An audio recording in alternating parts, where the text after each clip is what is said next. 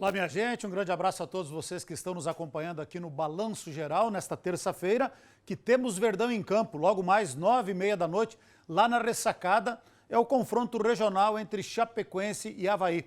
Um jogo diferenciado. Uma coisa é você enfrentar o Juventude, mesmo que o Juventude estivesse no G4, na rodada passada, lá em Caxias do Sul, jogo importante.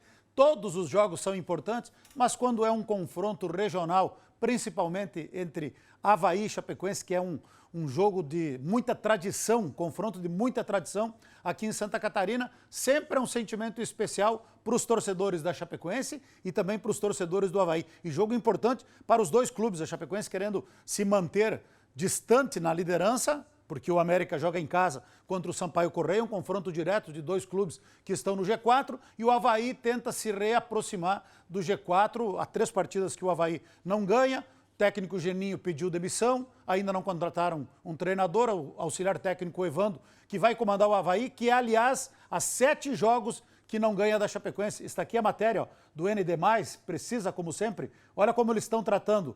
Foi produzida lá em Florianópolis esta matéria.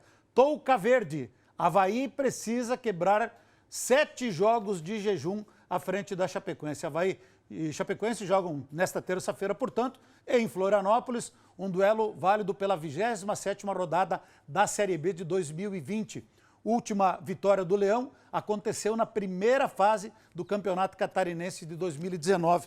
Em abril de 2019, quando o Avaí venceu a Chapecoense aqui em Chapecó pelo placar de 2-1. Depois disso foram 7 jogos com 4 vitórias da Chapecoense e 3 empates. Mas o Avaí vive um bom momento, a gente comentou aqui ontem, eu acho que todo mundo viu nas redes sociais, principalmente, aquela confusão envolvendo jogadores do Avaí com torcedores, houve bofetada, 4 jogadores do Avaí foram afastados por conta disso, mas mesmo assim, e em crise, o Avaí tem um bom time. No papel, o provável time do Avaí, o Lucas Frigeri, o Edilson, veterano, pesado, aquele que era do Grêmio, depois de muitos anos voltou para o Avaí. Na zaga, Alemão ou Betão e o Alan Costa, é uma boa dupla de zagueiros, e o Ramon ou o Yuri na lateral esquerda. No meio de campo, Jean Martini, Pedro Castro e o Valdívia, aquele que era do Internacional. Na frente, o Rômulo, o Rodrigão, e bota Rodrigão nisso, porque o cara é pesado, e o Rildo, menino Rildo, que estava aqui na Chapecoense. Então a gente vê que no papel o Avaí tem um time até considerado bom, só que não consegue colocar isso em prática, talvez pelo excesso de veteranos,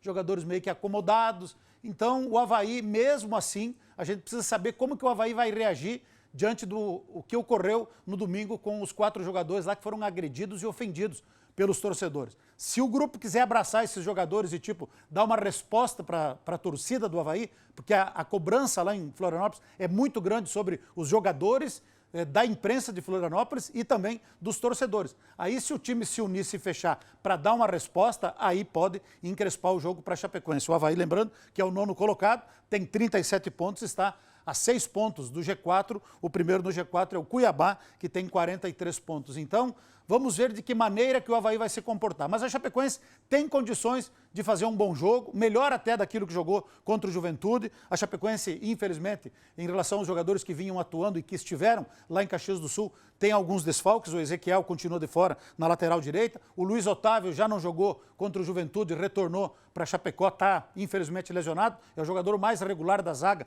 e um dos mais regulares do time. Aí o Anderson Leite também sentiu lesão contra o Juventude, tomou o 3º amarelo e está fora. O Denner também recebeu 3º cartão amarelo e o Alan Santos também, sentindo lesão, também retornaram a Chapecó. Então, o provável time da Chapecoense é o João Ricardo no gol, Matheus Ribeiro na lateral direita, Joilson e Derlan na zaga, e o Alan Ruschel, provavelmente, continua na lateral esquerda. No meio de campo, o William Oliveira, o Roney e o Ailon. Aí tem uma possibilidade, de repente, de avançar o Alan para o meio de campo, entrar o Busanello na lateral esquerda. Eu acho que até essa alteração seria uma boa. E na frente, o Mike, o Anselmo Ramon e o Paulinho Mocelin. Esse aqui é o time da Chapecoense para encarar o Avaí. Um jogo em que a gente sabe que tem muita tradição, né, envolvida, mas a Chapecoense tem se dado bem contra o Avaí. Mas é sempre jogar com a corda esticada, sangue nos olhos, espírito de decisão.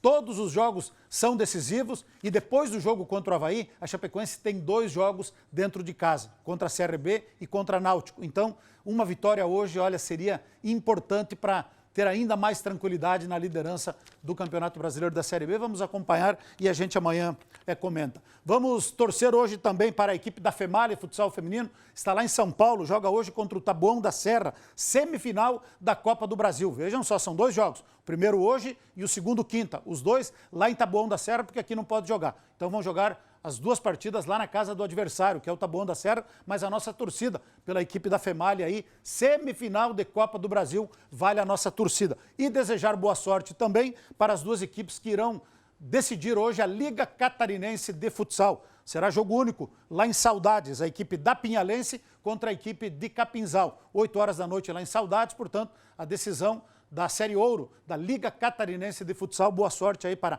a Pinhalense e também para a Capinzal, que vão fazer esta decisão. E, infelizmente, a equipe de Caçador perdeu ontem pela Série B do Campeonato Catarinense, perdeu para o Hercílio Luz dentro de casa pelo placar de 2-1, desperdiçou a oportunidade de ir para a última rodada dependendo apenas das suas próprias forças para classificar para a primeira divisão. Ainda até pode classificar, mas vai ter que vencer o Inter de Lages fora e torcer por uma combinação grande de resultados. Complicou, preteou os olhos da gateada para o lado do Caçador, uma pena, poderia ser ainda mais um representante do Oeste na primeira divisão, mas ainda não está morto quem peleia, não está totalmente descartado. Feito brico, Pradão. Valeu, Serginho. Grande abraço, até amanhã, quem sabe com uma vitória do Verdão. Vamos, fé e força, vamos lá.